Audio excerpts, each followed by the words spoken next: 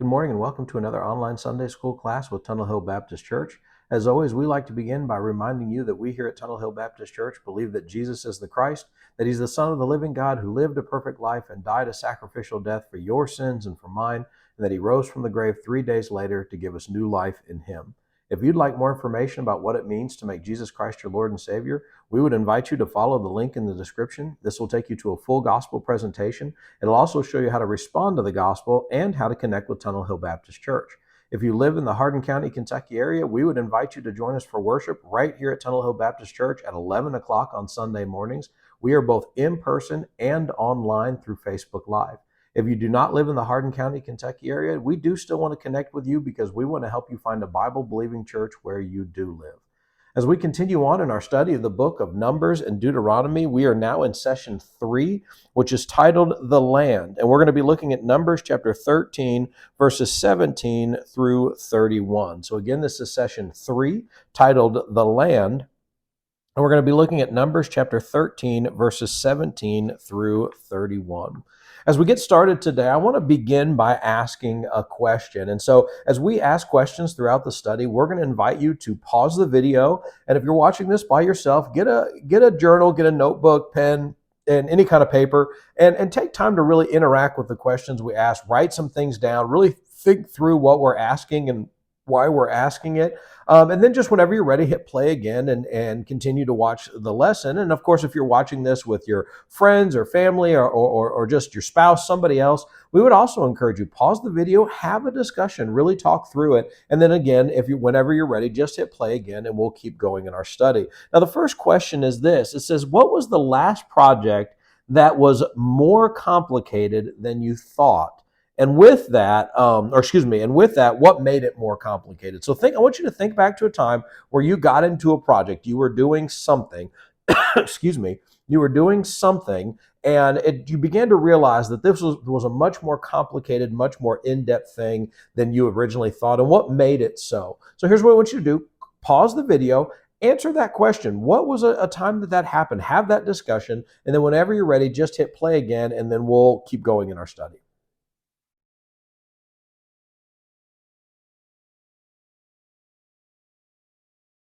All right, so hopefully you've been able to come up, and I can think of countless projects, especially projects around the home, that were something that I thought was very simple, but then it turned out to be much more complicated. There ended up being more to it. One of the biggest areas in my life where I seem to repeatedly see that happen is in the area of car care, working on my car. You know, I'm not much of a mechanic. I have a great mechanic here in Hardin County.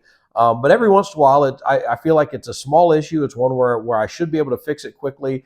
And a lot of times I start working on, I use that term very loosely, working on my car, and begin to realize that something that I thought was very simple, topping something off or checking something or replacing something very quickly, turns into a much, much more difficult thing where either I don't have the right tools or it's just hard to reach, hard to get at. Even something as simple as changing the headlight in a car can turn into quite the project if you don't have the right tools, or if they're just the way the car's built makes it much, much more complicated. The book has this to say about it. It says, we all face situations that are more complicated than we originally thought, whether it's a home improvement task or stepping out on faith with God. Israel, in our passage today, spent a lot of time at Mount Sinai receiving the law and the instructions for the tabernacle. Now they found themselves on the brink of Canaan, the land that God had promised their ancestors centuries earlier. In today's session, we'll examine how the Israelites responded to God's faithfulness in bringing them to the border of the promised land, especially after they realized the task was going to be more challenging than they expected. So let's dive into our text today. We're going to begin in Numbers chapter 13, and we're going to start off by just reading verses 17 through 20. And as I'm reading, I would encourage you to follow along, but I want you also to be listening for the instructions that Moses gives to his scouts. So picking up in Numbers 13, we're going to start in verse 17 today. Numbers 13, verse 17 begins with these words. It says, when Moses sent them to scout out the land of Canaan, he told them, go up this way to the Negev, then go up into the hill country. See what the land is like and whether the people who live there are strong or weak, few or many. Excuse me. Is the land they live in good or bad? Are the cities they live in encampments or fortifications? Is the land fertile or unproductive? And are there trees there in it or not? Be courageous. Bring back some fruit from the land. It is the season of the first ripe grapes. So let's think about this for a second. What are the instructions? And so first off, we kind of get the flow for how he wants them to scope out the land. He says, go in by way of the Negev. Now, the Negev is we might even say, kind of lowlands type of thing. One of the things that is often synonymous with that word is like stream or creek. And it's kind of like, even here in Kentucky, we see this a little bit, where there are certain areas where water flows. And if there is rain, water will kind of all, roll downhill and go to certain areas, go to creeks, and then they eventually make their way either into, here in Elizabethtown, into Freeman Lake, or often the Buffalo Lake, or just somewhere else entirely. And we have these things, but if it's dry, like it is in Kentucky right now, a lot of times these things will dry up and they'll no longer be creeks and streams. You can tell that it's a creek bed, that it's a dried out creek bed or something like that. But because of it's dry, because we haven't had rain recently, there's not any water in it. And we know that and we can see that. That's what this area was like. It was a place where if it had rain, if there had been rain at the kind of the beginning, at the end of winter, at the end of kind of the raining seasons and stuff like that, you would have seen creeks and streams and stuff like that. But during the hot months, during the summer months especially, they would be dried out. They wouldn't be there, and the water wouldn't be there, which kind of made it easier to traverse because you didn't have to jump over anything. There weren't any creeks, there wasn't anything hindering you, but it was very dry. This was in the southernmost part of Canaan, or the land, the promised land that would one day be Israel. And then you move up into the hill country, which is, moving north, you would move into that hill country where it was more fertile. You'd have rolling hills, and you'd have all those type of things along with that. So we have the kind of the geographical way that they say is to do it. Start here where we are at, and then move yourself into the hill country and see what's there. But then with that, seeing what's there, there's a few questions that kind of come up. He says, go there, and he says, see what the land is like, and also the people. Are they strong? Are they weak? Are they do they have cities, or are they just in encampments? Is the land good or bad? Is it fertile or not fertile? Are there trees? All of these important things that are going to tell Israel what they're going into, and probably, hopefully, encourage them as they enter into the promised land. Now, Moses had two major concerns, and I don't think either of them were major concerns, but just things that he wanted them to notice, and that was first the people. Who were they? What were they like? How did they live? And also the land. How was it? Where was their crops? Is there already fruit and things going on? Those were the questions he asked. In fact, the book says it this way. It says, Moses revealed his two primary concerns, the land and the people. What was the land like typographically? What challenges would the people have because of it? And Moses also wanted to know how densely the land was populated and how the people looked militarily. Were they strong or weak? Did he wanted to know, were the inhabitants capable of defending their cities and their homes? This leads the book to ask this question, which is, what do you imagine the spies were thinking while Moses explained this information he wanted them to bring back? And what would have caused them to be afraid? And so you'll notice there, he encourages them to be brave, to be courageous. What would it have caused them to be afraid? Let's actually take a couple minutes. Let's pause the video and let's put ourselves in the shoes of the spies. Think about, what do you think they were thinking about the task that was set before them, that Moses was giving them as he was telling them to do it? And then what might have made them afraid as they set out on that task? Take a couple minutes, pause the video, and then in a few minutes, we'll keep going with our study.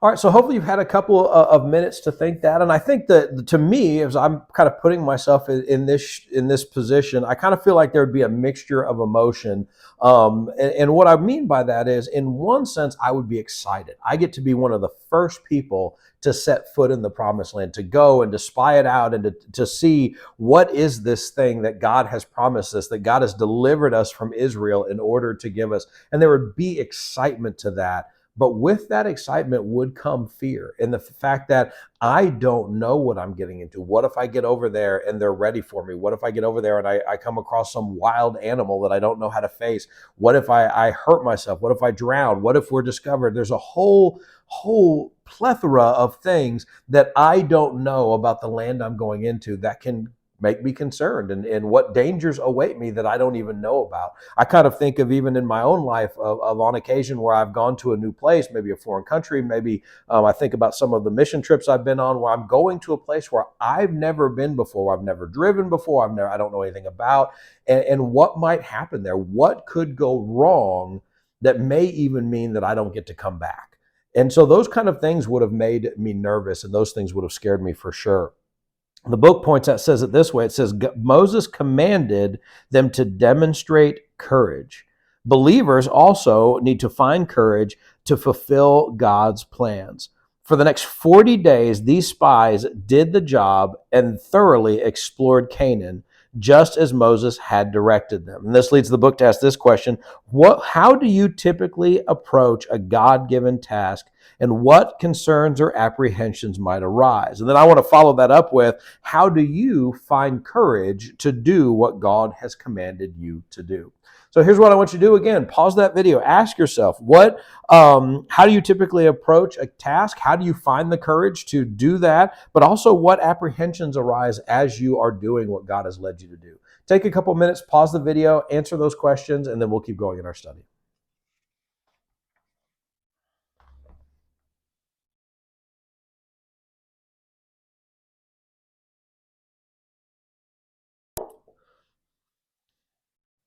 All right, hopefully you've had a couple minutes to answer that question.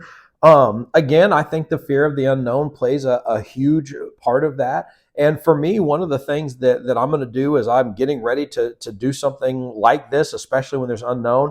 And I know this seems like such a Sunday school answer, if you will, but I'm going to pray about it. I'm going to be taking that to the Lord. I'm going to pray. And then there's a part of me that really, in maybe the age I'm at now, and maybe it was bravado and young, and maybe it's wisdom now, maybe it's all still the same thing.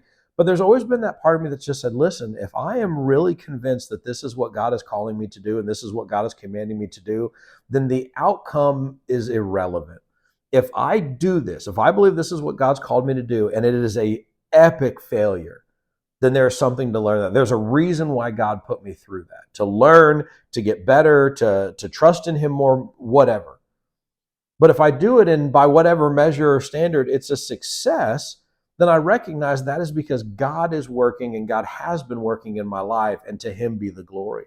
And so in a lot of ways, when I go into things, I'm scared of the unknown. I'm terrified of failure. I'm terrified of something like that happening. But I also, in a very different sense, know, but I need to do this because I know that's what God's called me to do. And whether I succeed or I fail, it is all going to be a part of God's plan. And a lot of times that allows me to muster up the courage I need to go do a task, even when there's a lot of unknowns or it seems impossible.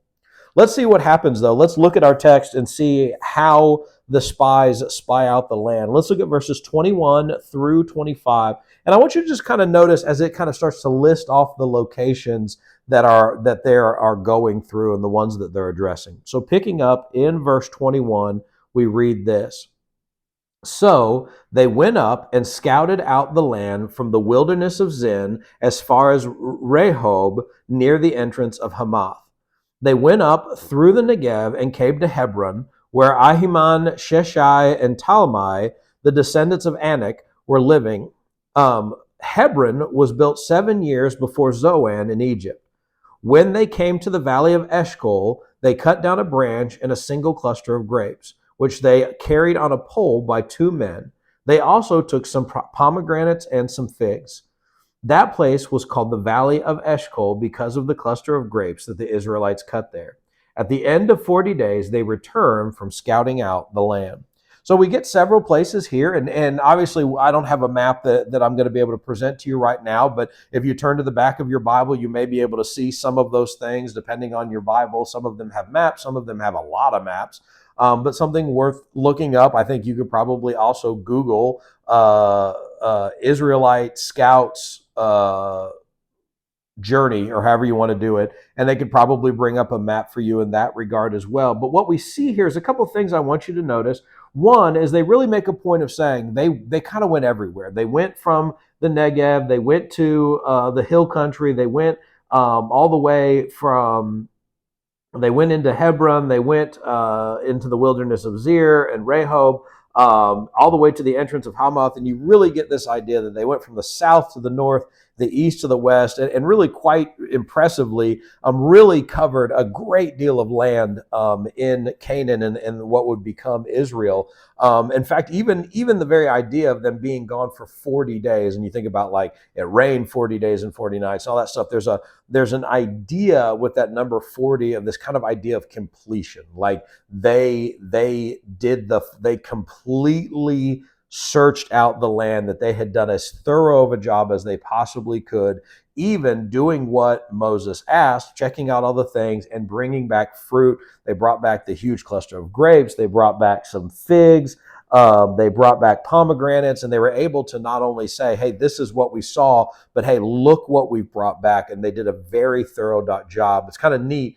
In the midst of all that, they did exactly what Moses commanded them to do. And we can even see, though not mentioned, how God protected them and allowed them to do all of that.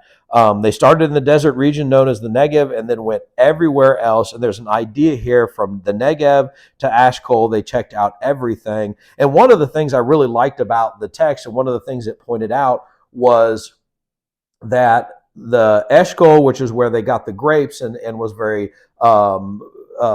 very productive as far as agriculture and all that stuff, was going to be very useful for things like farmers and people that wanted to pursue that kind of trade. But then even the Negev had its purpose, that even though, it was good during the wet months and dry and very dry and arid during the dry months, they pointed out that it was also very ideal for shepherding and for, keeping sheep and goats and stuff like that. And really one of the things we kind of get from the text, it says they went here and here and here and here, is there's all this diversity there in the promised land, which meant that there was something for everyone. If you were a shepherd, or we might say in our day and age, a rancher, there's space for you. If you're a farmer and you want to plant and grow things, there's stuff for you. There are cities, there are this, there are that. Everybody is going to have a place in the promised land, and that God is providing them with everything they need. The book asks this question. It says, how do you balance acting on faith but also gathering information before acting? What we see here is God is showing them, hey, this is what you need to know. And they allows them to see everything and get all the information they need so that they can enter into the promised land with some understanding of what the task is going to be. Where's the balance there? What is the difference between acting on faith, but also making sure you know what you're doing, know what's ahead of you in order to act at all? And I'm interested to hear what you have to say about that. Where do you see that balance? How would you, if God was asking you to do something, how would you balance preparation and research and knowing with stepping out on faith? Take a couple minutes, pause the video, answer that question, and then we'll keep going in our study.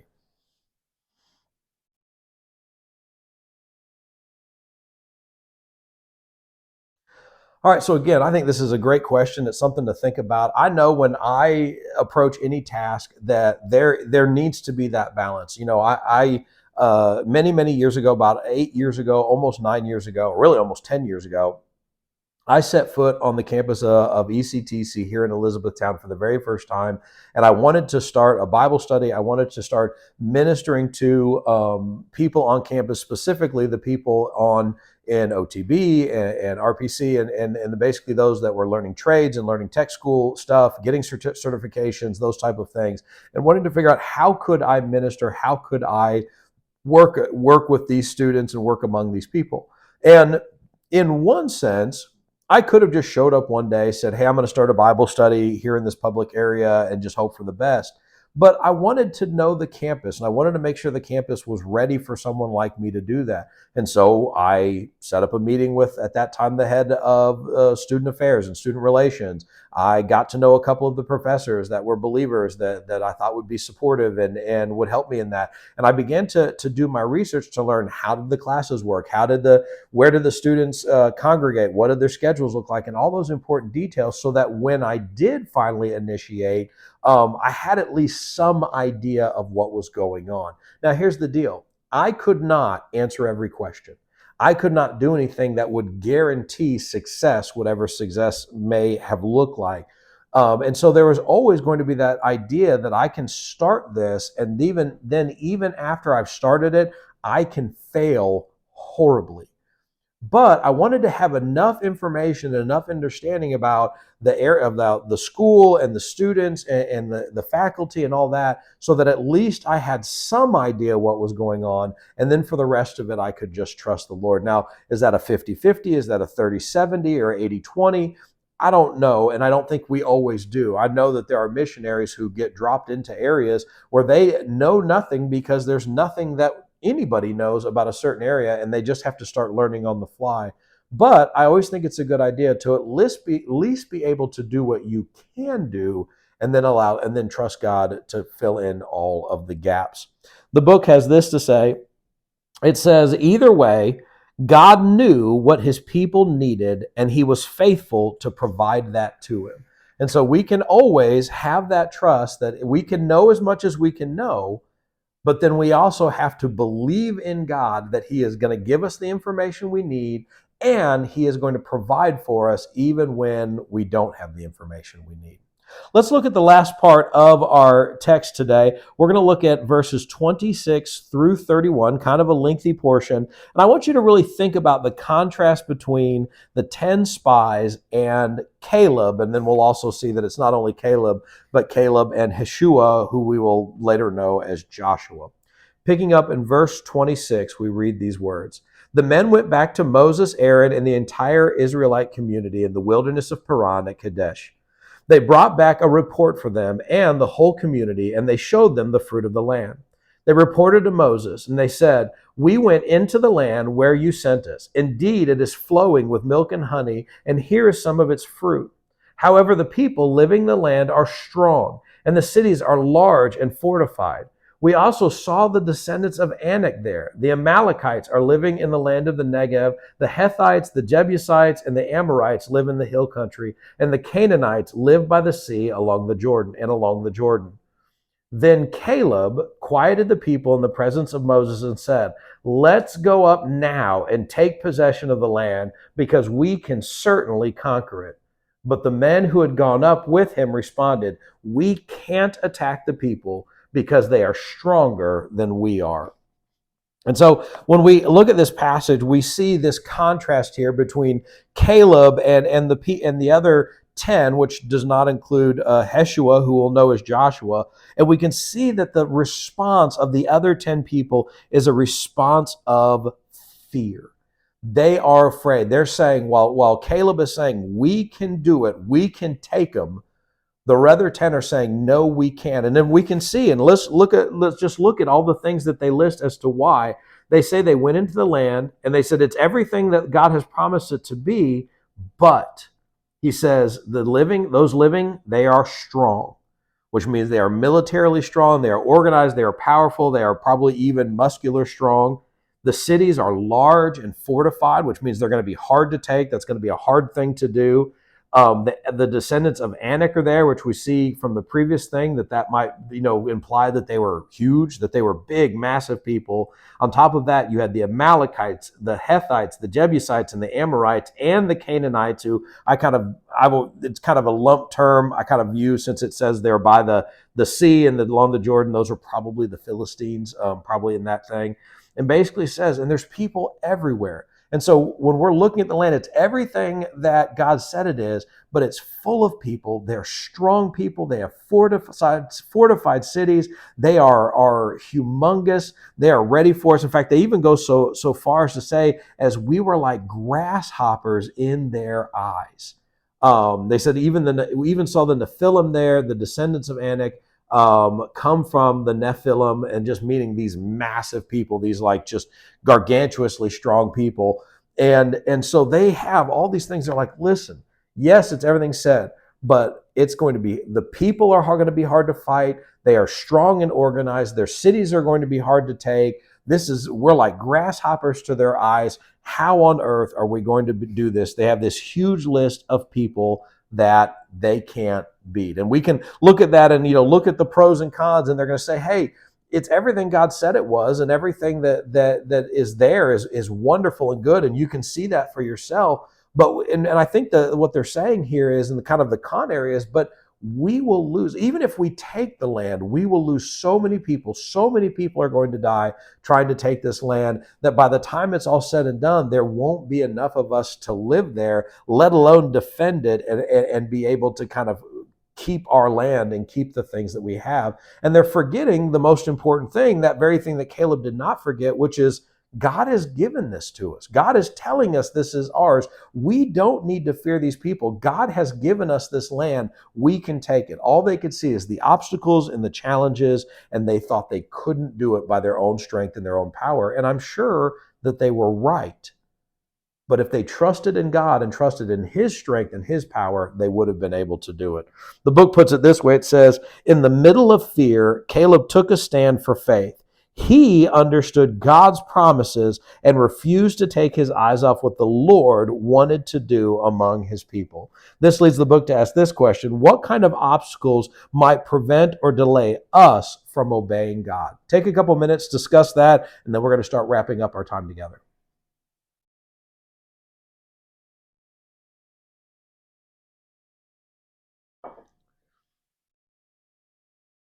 All right, so what kind of obstacles might prevent or delay us from obeying God? And I think there's a lot of different things here, and I'm just going to speak into my own life. I think one of the big things that if I'm going to make an excuse, and I have a very good friend of mine, his name is Stan. He loves to set fire to my excuses and frustrate me royally. But probably one of the biggest excuses that I use, and hopefully, hopefully even in the midst of this, I'm growing in this, is my family. There's a hard part for me where when God's called me to do things, when I believe God's telling me or calling me to do things, one of the first things I'm going to ask, which means I know it is that obstacle or that delay for me, is how does this affect my family? How does this affect my wife? How does this affect my daughters? How does this affect my son? What is this going to do for their life, for what they're thought of? For, my wife works in the public school system. How is this going to affect her ability to work in the public school system? How's it going to affect where they go to school, how they go to school, where they live, how, my ability to support them financially? I'm going to tell you right now, and I'm not saying my kids are an obstacle, but it's more my concern of how it will affect them. Now, there's a selfishness to that, because there's a part of me that thinks that God's calling on my life is only on my life and should not affect them at all. That's silly.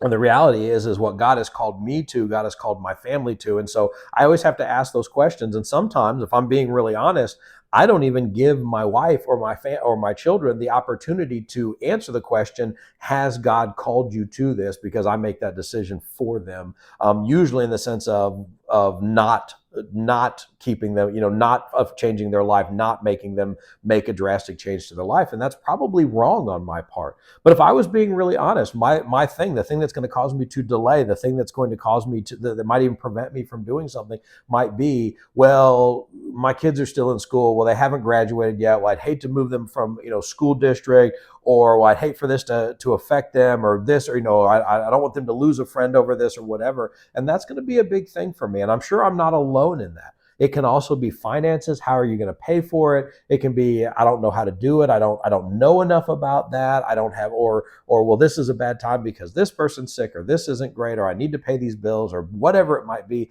There are tons. In fact, I imagine you nor I have any trouble thinking of reasons and excuses to not do what God is calling us to do. And these are just obstacles that may prevent us from being obedient to God's word, or maybe hopefully just delay us from being obedient to God's word. And those are things we need to start to seriously pray and seriously consider. Are we allowing things that shouldn't be obstacles to be obstacles in our life as we're and keeping us from doing what God has clearly called us and commanded us to do? As we close out our time, I want to read verse 30 one more time, and I want you to use this as a prayer prompt to close out our time together. Verse 30 says this. It says, Caleb quieted the people in the presence of Moses and said, "Let's go up now and take possession of the land, because we can certainly conquer it."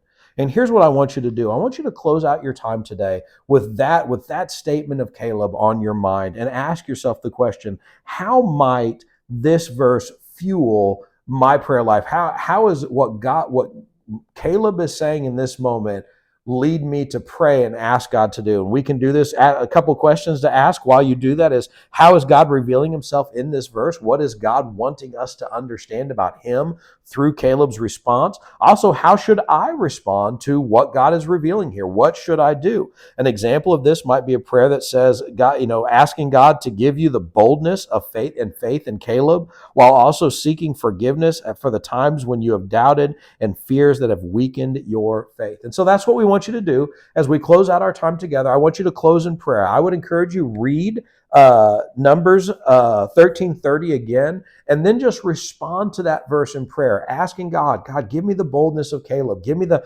confidence of Caleb. God, you are calling me to do things for your name's sake and your kingdom and your glory. And Lord, I'm creating excuses. I'm looking at the obstacles and I'm not looking at you. And Lord, I ask for your forgiveness. Lord, show me how to move forward. Show me to have the boldness of Caleb to say, Lord, let's go now. Whatever that might look like to you, don't repeat what I say, make it what you say. Close out your time in worship, close out your time in worship, close out your time in prayer, but then join us for worship at 11 o'clock. We're both in person, but you can also find us online through Facebook Live. Thanks for joining us today. God bless.